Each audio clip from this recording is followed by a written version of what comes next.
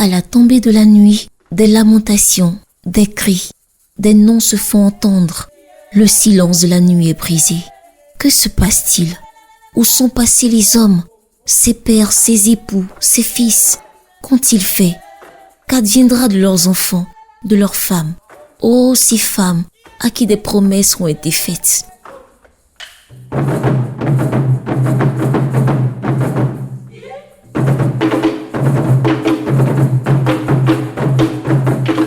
L'histoire se déroule en 1949. À la suite de l'incarcération de leurs époux, les femmes décidèrent de marcher sur la route de Grand-Bassam pour obtenir leur libération et pour se soulever contre le colonialisme. Le 24 décembre de la même année, elles se dirigèrent vers Grand-Bassam en empruntant l'actuel pont de la Victoire. Stoppées par le dit pont, reliant le quartier français au reste de la ville, celles-ci avancèrent en bravant la violence des gardes.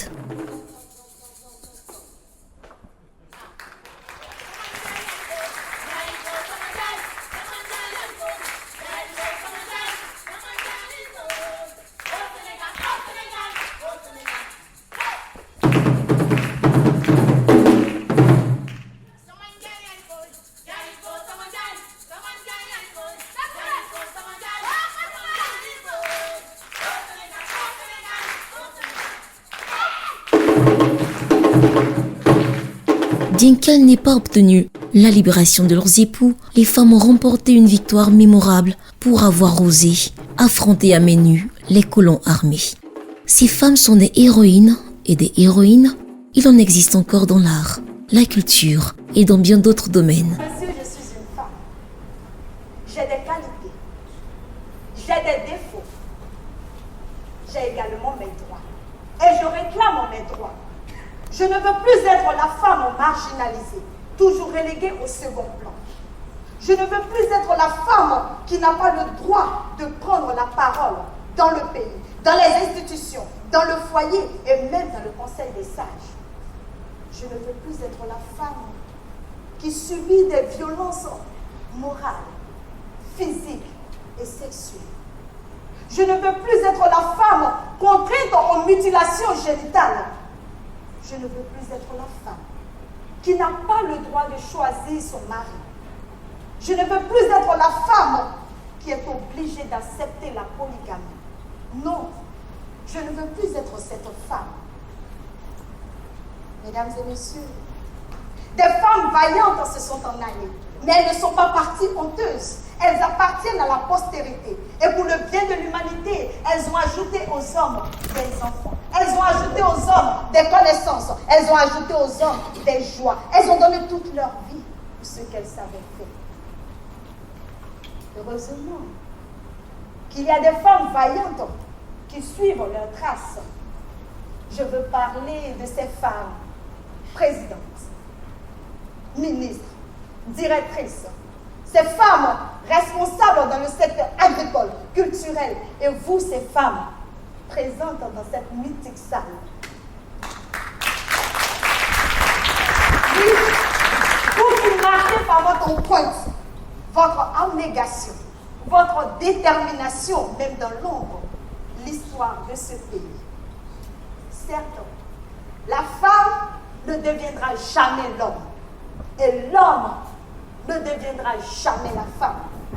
Mais pour contribuer de façon efficace et efficiente au développement de la société, nous les femmes demeurons des femmes de qualité, des femmes de courage, des femmes de grandes ambitions. Mesdames et messieurs, la femme ne demande que le respect. Et pour le respect de ces 5 belles dames, je vous prie de ne pas filmer le spectacle. Recevez Femmes battantes de Côte d'Ivoire.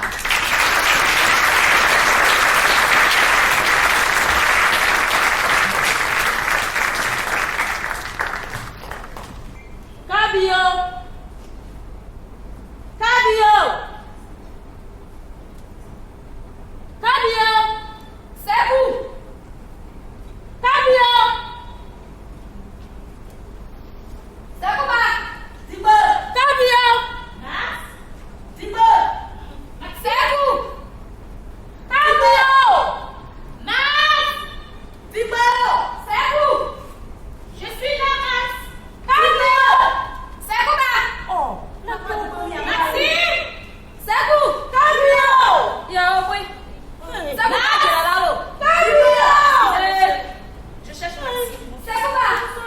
Je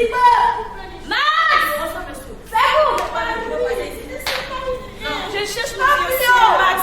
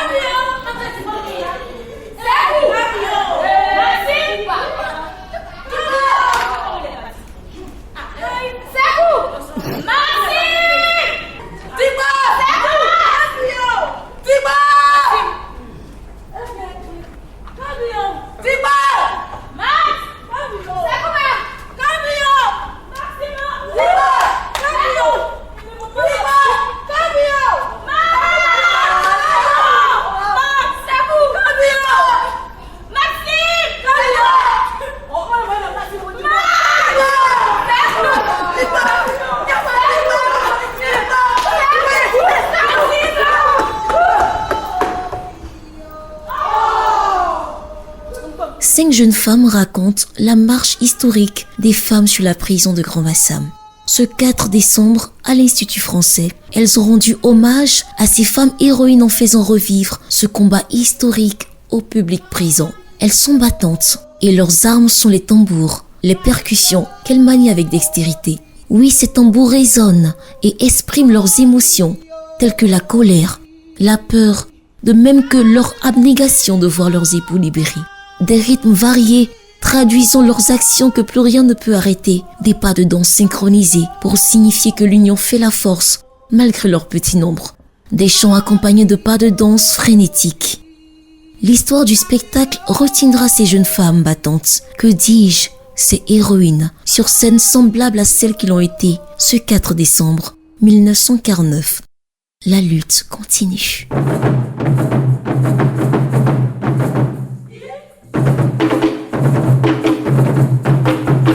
Iris, c'est un super spectacle, elles sont vraiment géniales. Bravo, elles sont géniales, elles sont pleines d'énergie, de force, bravo. Je m'appelle Arnaud Jeannette. Bon, en tout cas, c'est un beau spectacle. J'aimerais même pas que ça finisse. J'ai retenu que les filles chantent très bien, elles ont une très belle voix. Et puis elles ont de l'avenir.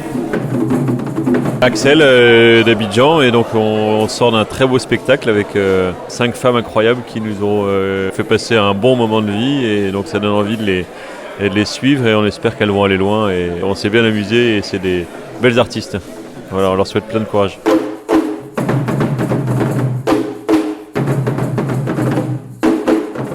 Ahmed Souané, artiste comédien, acteur de cinéma, scénariste.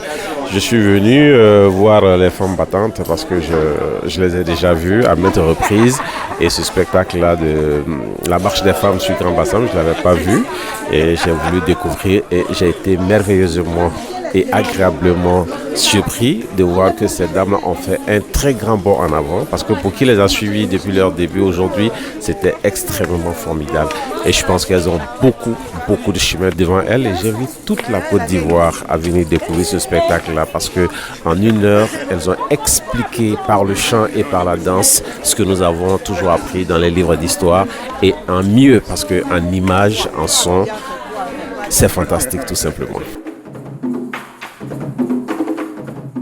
Je suis la reine-mère Serelle du village Kiyi. Et pour mes filles ce soir, je trouve vraiment qu'elles ont bien évolué. Parce que moi, je les vois tourner, ça va faire 1 an quand même qu'elles se cherchent dans la ville. Là, c'est vraiment très pro. J'ai beaucoup aimé. Moi, je trouve que si, femmes battantes, femmes de Bassam, si le message est passé, et je les encourage encore.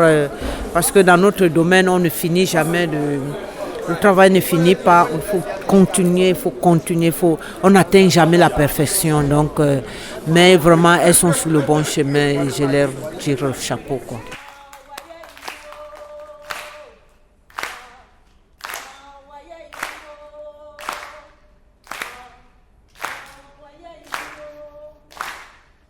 Lègre Djeka, leader des femmes battantes.